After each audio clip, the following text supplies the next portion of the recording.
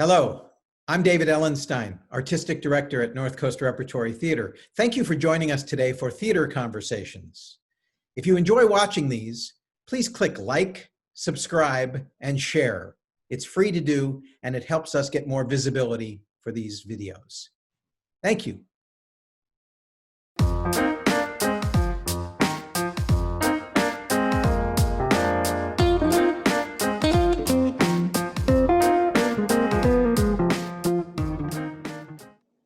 Hello, and thanks for joining us today. It's my pleasure today to be joined for a theater conversation by the mega talented and my friend, I'm happy to say my friend, Nicholas Mongiardo-Cooper. Hi, Nick.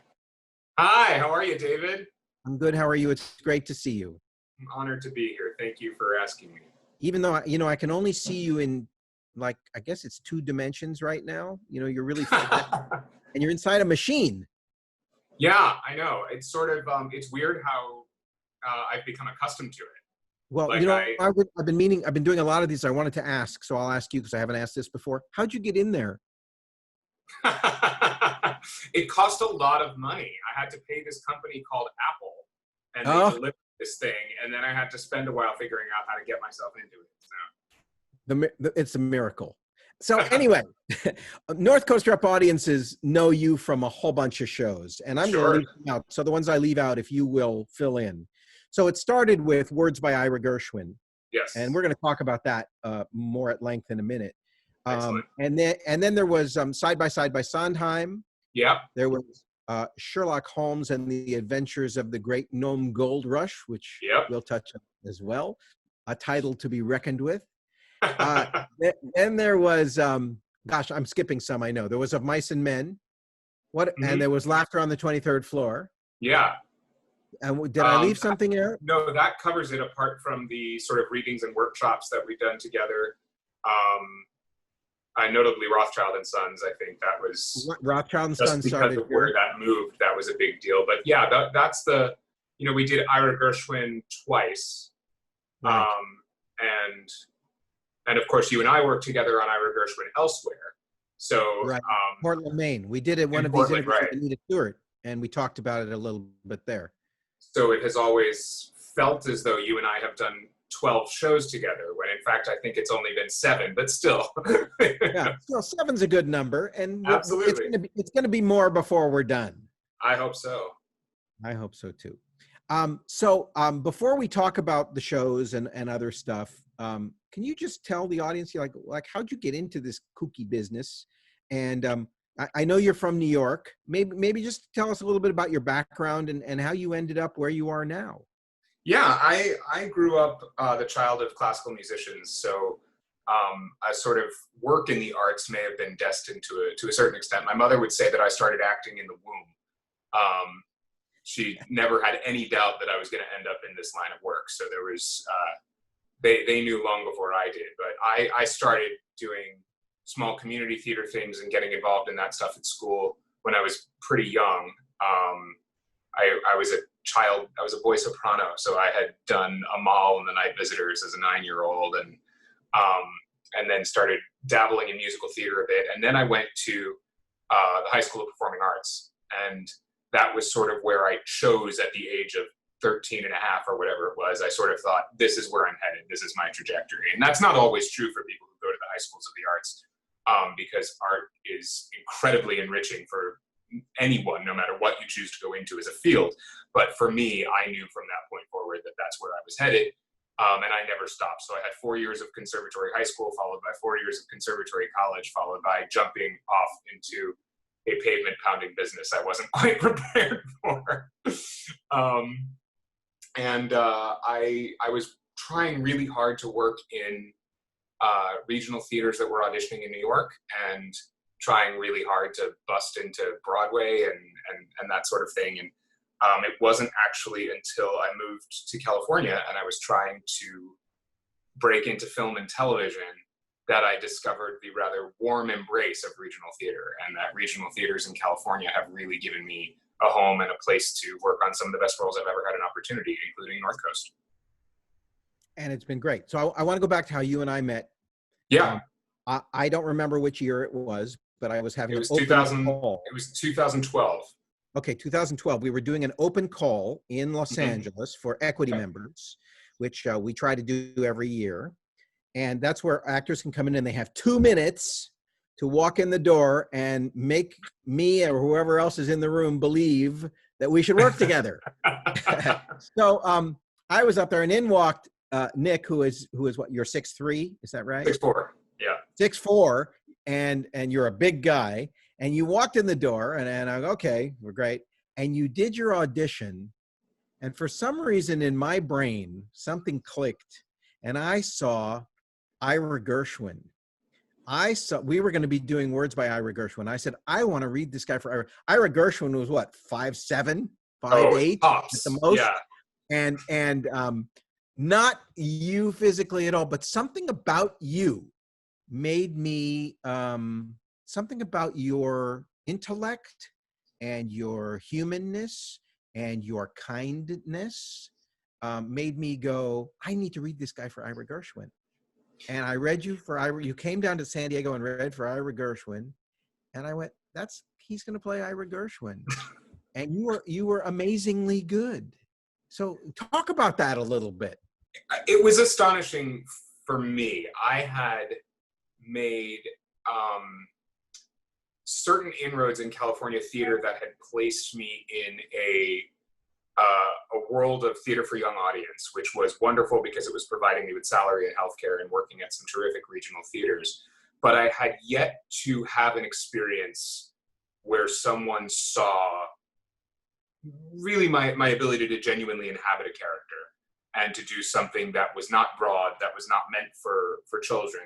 I hadn't had that experience out here in California yet. And so I was rather taken aback at your enthusiasm and thrilled by it, and an opportunity to come down. And I remember Joe Voss, the author of Words by, being in that open call, that he was there. Was he? I remember, I'm pretty sure. He might have been. And then for sure he was at the callback, because I remember we had some back and forth about lyrics, which is of course what the focus of the play was. And there's no way you could have known that my upbringing, I had spent so much time with the words and music of the Gershwins with my parents, that I hadn't, that is probably what led you to see those aspects of my sensibilities in that character. So to have had someone see that in me was incredibly validating and really gratifying. I got to come down there and get a chance to vie for a role someone else might not have seen me for. Someone might have thought, well, he's a foot too tall, let's not do that. Which is how decisions often get made in this business, and I completely understand that. That's a frequently valid way of making the pool smaller. But you saw it and had an idea, and I was really grateful for it. I was wowed by it, and I was thrilled at your enthusiasm, and I was really excited to work on it. And I don't know if I've ever said this to you before, Nick, but that show was in many ways great. It had some. I ended up doing it 5 times, twice with you. Yeah. But, well, actually 3 times with you, because we did it 3 times with me. Twice. Yeah. Once right. in. And once in Maine. But for me, the play landed and made the most sense and was the most special when you sang "Shall We Dance." When you and the solo guitar, the play went to a different place. And I just thought it was so beautiful and so amazing. And if I think about that play, that's what I think about. I think about you in a spotlight with the guitar, the guitarist, having that duet, as it were, the solo guitar and your voice, doing that beautiful song in that unusual way. Yeah, I credit so much. I mean, you're absolutely right. I think of that too, because it was for me, there are these moments that we have as artists that feel cosmic. They feel as though we are in process doing this work in service of telling a story, and moments that lift it up out of the room we're in. And we feel like we're in some sort of ethereal environment. And that moment for me as an artist felt that way. The arrangement, which was suggested by Joe Voss, was stunning. Bob Boss, who is one of the greatest musicians I've ever had the privilege to work with. He's a musician who breathes with a singer. He really, really feels, and we actually had made a couple recordings at his house long after that show had come down. And you're pushing me not to rely on how pretty my voice sounded in that. You pushed me as a director to say, to find the emotional import, the reason for singing the song in this room tonight, rather than to sit there and say to the audience, don't I have a pretty voice? So the combination of those elements to me made that moment incredibly special. I got to channel something which really felt to me like the soul of Ira in those moments. So I agree with you, it was a really extraordinary moment for me, and I hope for the audience. Well, as one audience member, I will say it was for me. So I'm going to assume it was for a lot of others too, because it was great. So moving on to other stuff you've done at North Coast, you've gotten to do a pretty broad range of stuff, from Ira to the insanity of Laughter on the 23rd Floor, because that was one of the more insane. I was in that show, and the dressing room. Yeah. We had that dressing room. It was a crazy dressing room. We had a lot of ups and downs with Laughter on the 23rd Floor, because we started the process with a different director than we ended up with. And I came in and read for 3 roles in that room. And you called me and offered me a role I hadn't read for. And I was so confused and delighted, absolutely delighted that was a possibility. Again, a sort of testament to the idea that not everyone puts people in boxes, and that's really nice. But so as a result, I'd sort of done this tour of the characters by the time we ended up in the room. And boy, it was just a beautifully assembled group of people. It was a tough, outside the dressing room too, there was magic that happened on that stage. It was a tough group to let go of at the end. I really felt a kinship and understanding. It was also, that year was 2016, and we were having conversations about what media and TV writers were going to be allowed to write and experience. And so we had a lot of relevant things to pour into the humor that was Laughter on the 23rd Floor. So it was very special. Very, very special. You remember how interesting it was the night after the election, when Trump had won the election, and we went on stage, and some of those lines some of them that normally got laughs didn't get laughs. The rest of the run. Some of them that normally didn't get laughs did get laughs, and some things got groans. Yeah, it was so interesting. Really, really. I remember your speech. I remember the speech, "We will not lay down our swords," and feeling suddenly, instead of it being the raving of this show host, it was a call to action. It felt really powerful. It was a remarkable story being told, and maybe Neil Simon was exactly as prescient as we've known him to be. Right. So, because our time's short, I don't want to leave some important stuff out here, like Of Mice and Men, where you had to convince, because I think of you, Nick, I know you're a wonderful actor and a versatile actor. I think of you as a gentle, cultured, civilized man. That's how I think of you. If I think of Nick Cooper, that's how I do. Thank you. My father would be proud. Yeah, but you wanted to play Lenny. Yeah, Lenny in Of Mice and Men, who is a rural, knockabout farmhand who's physical and not mental. Yeah, and I wasn't sure. I really wasn't sure that was something that you were exactly right for. And you want to talk about the audition process and how that came to be and all that? First of all, I have been, I think largely because of my size, being a large guy who was not really going to grow into his type until his 30s. So I'd been told my whole career long. I have been told by every acting teacher I ever had that I would play Lenny at some point. So when you had mentioned that you hadn't quite seen me in that, I was shocked. I was also flattered at how you see me. But I was surprised. And of course, when Richard Baird called me about it was about, I think it was about 10 hours before you and I met for lunch in New York. He had called and left a message. We hadn't actually connected about it yet. But I realized at that point I was going to have to convince you, and I was going to have to, I was going to have to do my best to show you that this was the right decision. And playing Lenny meant doing two things that you're absolutely right, two things that I'm not as comfortable with that I am in the way that I walked into the room and did Ira Gershwin. That I had to be vulnerable and I had to be ignorant. And those are things that I have a hard time with, that Nick has a hard time with. These are not things Lenny is ever conscious of. They just are part of his makeup. And as a result of that, I had to find a way to tap into that, to give you the image when I walked into that room to audition for it,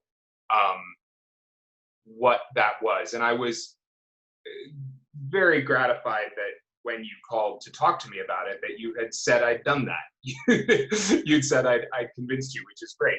Now, how we worked out my schedule was a whole other thing, because I was performing in a play in Orange County while rehearsing with you in Solana Beach, and that was not an easy back and forth commute. Right, I remember that. That was tricky, but we made it work. We made it work, and it was worth it, because you really were, you were a great Lenny. My it was kids, an incredible experience. My kids saw that show, and they both still say it was one of their favorites. You hope, as a performer, as an artist, you know you have dream roles. We always have dream roles, and truth be told, as we age and get more experience, our dream roles change, which is good.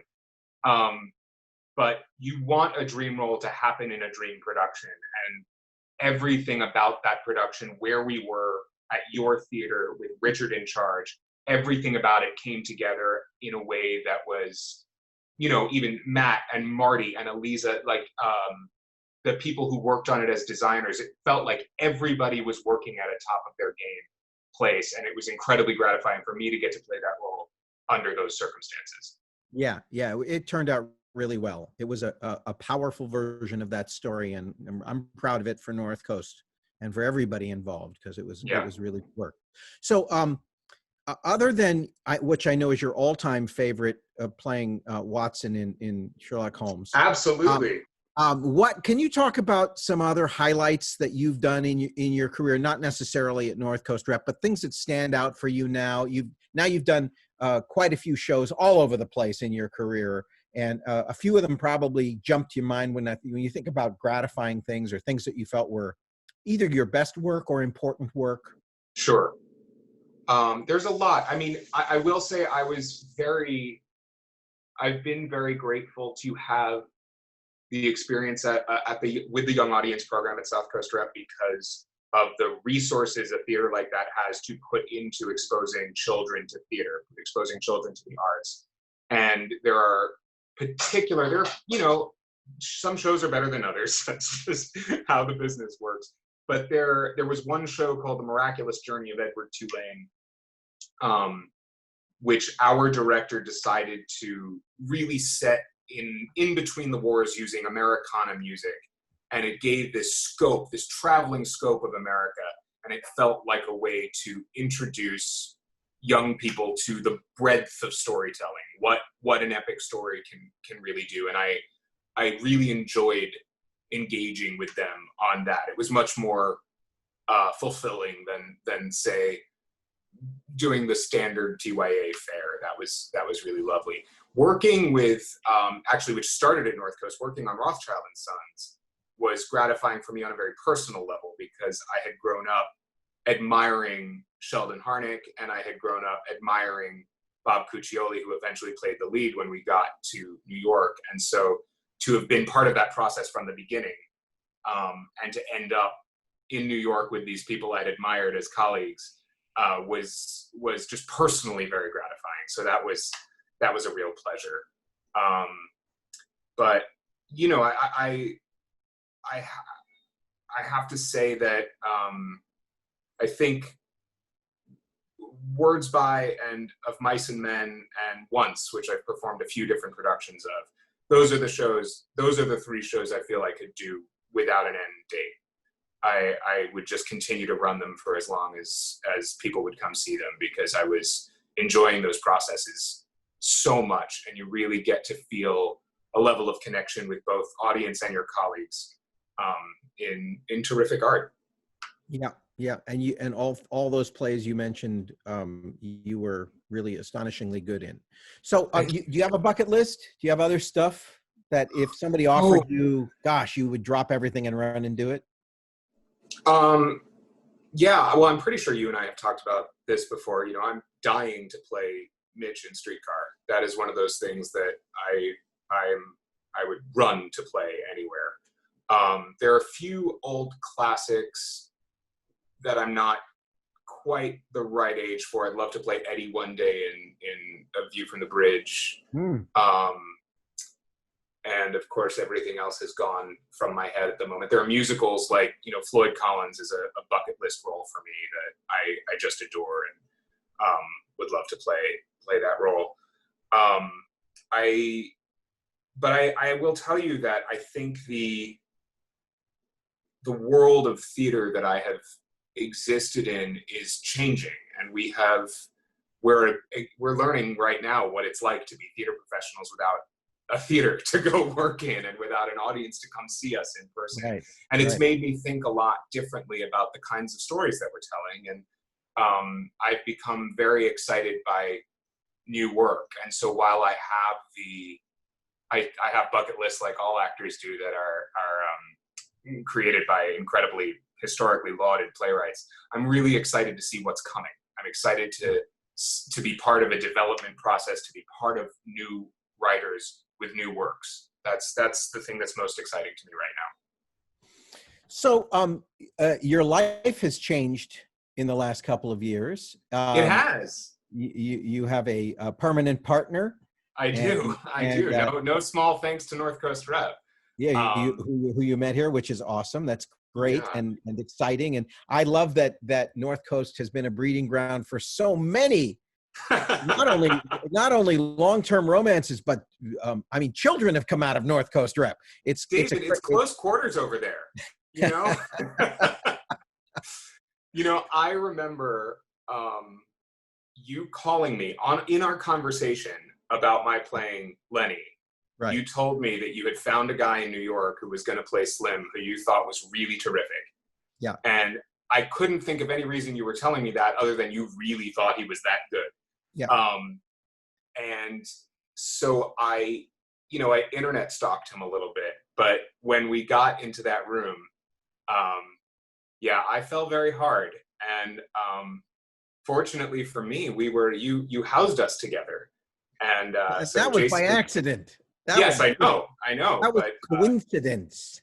So J. Stephen Brantley and I lived together for the 2.5 months doing Of Mice and Men, and a month ago today we were married.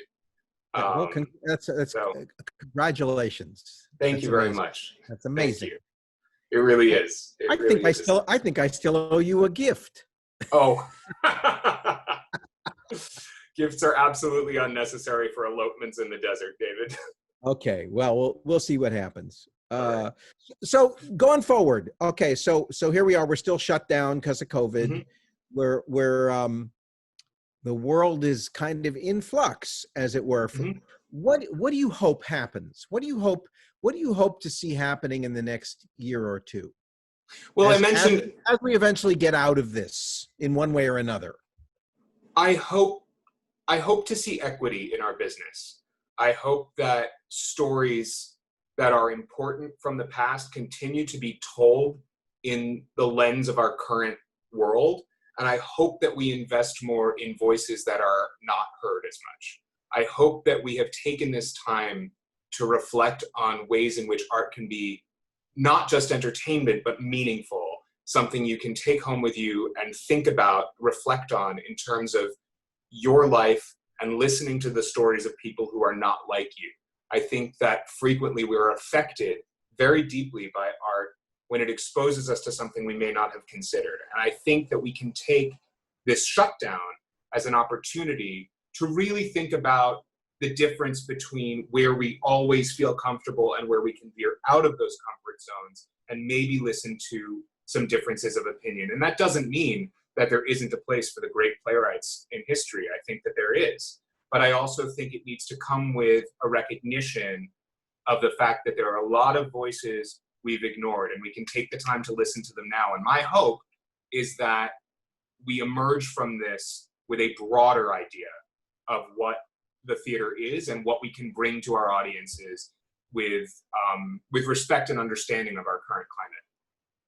Well, what I've always loved about the theater and why I went into it is it always felt like the world of the theater was unlimited. Absolutely. The world of the theater is only limited by imagination. Yes. It's only limited by the restraints that we put on it. And Correct. so it is open to every single artist that works in its wide open mind and is wide open if they want to go. And that means it's going to be different everywhere and in different way. Everything. I am not in favor of a universal way that theater is made or a universal way that a theater should operate. I think that every theater and every experience should be its own thing and should exist in its time for what it is. So I'm with you. I mean, I think there is, if we are unleashed again, or as theater kind of was in the 30s, coming out of the Depression, the theater was unleashed, and some of the great theater came out of that era because the world and our country was in crisis. Yes, I will also say that again. one of the things that happened one of the reasons that theater was unleashed in that time period had to do with the fact that we, as a society, put people to work in the theater. We came up with a system that got people jobs in the theater. There was a national understanding that theater workers were workers. These were our jobs. It wasn't just a passion or a flight of fancy or a delight in the arts. This is work. It's work that we do to put food on our table and to support our families. And I think that created an investment in it that hadn't been quite as intense up to that point. So I do hope very much that kind of thing could happen again, and that we have a reevaluation of exactly the type of work that we as artists do. I don't know what turned you on first as a kid when you saw it, but I remember for me at 5 years old, I saw two shows that I mean, my dad was in the theater, so I got to see everything. But I saw Irma la Douce with Julius, this crazy, silly, over-the-top musical, which was so much fun. And I saw Oedipus Rex. Oh my! The Greek play where the man puts his eye, marries his mother and puts his eyes out, as diverse and far apart as you can possibly get, both equally thrilling to me in different ways as a kid. And I hope that we get to do things that are as diverse as that and across the board as that and as inclusive as that. So absolutely, I think it's good to expose yourself to art and to be uncomfortable, to be asked uncomfortable questions. And that's not to mean to be attacked. I think there is a way to bring people in, but to still ask those questions and to challenge your ideas. My first musical was Anything Goes on Broadway, and it floored me. I absolutely loved it. And then I saw Equus. Yep, they're the same thing. Everybody around me was so uncomfortable, and my eyes were glued open, and I began a decade love affair that I only liked dark theater. You know, it was a long time of that. But yes, there's room for all of this. Right. And why is it that we both were influenced by a play about blinding? Yours horses, and mine the guy is own. I don't know. Anyway, maybe that's what we have in common.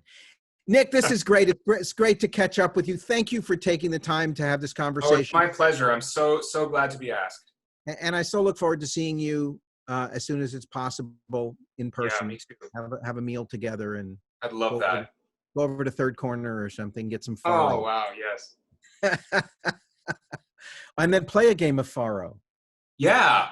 I don't remember if I actually ever learned it, and if I did, it was swiftly erased. But poker, we can get together for sure. We can get together and play poker. Okay, it's great to see you. Likewise, David. Take care, and thanks for doing this. Bye-bye.